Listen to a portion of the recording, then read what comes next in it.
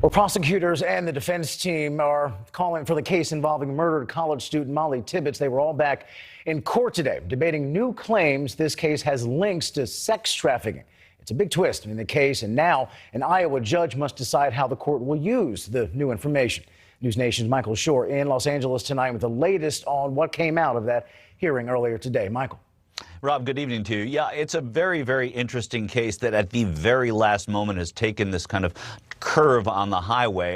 It was going to be the sentencing of Cristian Barrena Rivera for the conviction that he received on the 28th of May, and now that's being moved. We don't know exactly when there will be a new trial or whether the judge is going to decide that there will be one, but what we do know is that by tomorrow, Judge Yates says that he will be deciding whether or not to put in new evidence that may be possibly exculpatory to Bahena Rivera.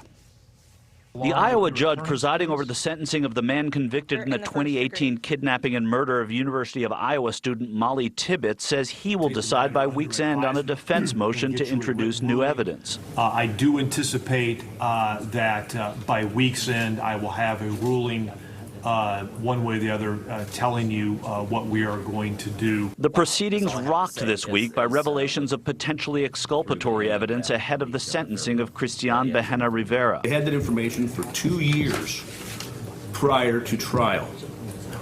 They sat on information. Defense attorney Chad Freese saying that the out-of-court testimony of a former inmate and that of another woman saying she too was trafficked from Brooklyn, Iowa 2 months prior to Mollie Tibbetts' abduction from the same town needs to be heard. She's picked up by a state trooper, an Iowa state trooper, who then she relays this horrific story of sex trafficking in this it's a trap house. It's a brothel, drug house. Trap houses are homes rented for the purpose of selling and distributing drugs and used also for sex trafficking. They use the women and they will drug them up, and men will pay to have sex with them. Michigan mother Katie Donovan knows too well the horrors of these houses, having rescued her daughter from one of them in Detroit.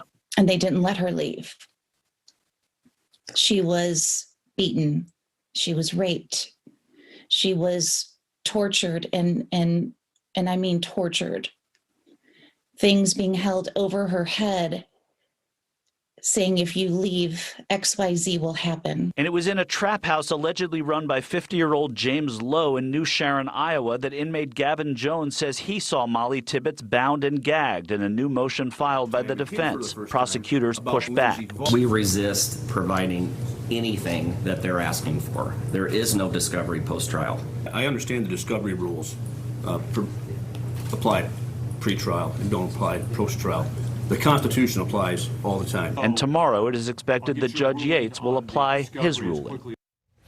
And Rob, you know, here's what's interesting. There are a lot of players in this now, and if this evidence goes forward, Gavin Jones is the inmate, and he apparently told not just the person who shared a cell with him, but also his girlfriend that he killed Mollie Tibbetts, and his girlfriend was involved with James Lowe, who had that trap house in Iowa. There's so much to be considered by Judge Yates that we'll have to see whether or not he allows this in.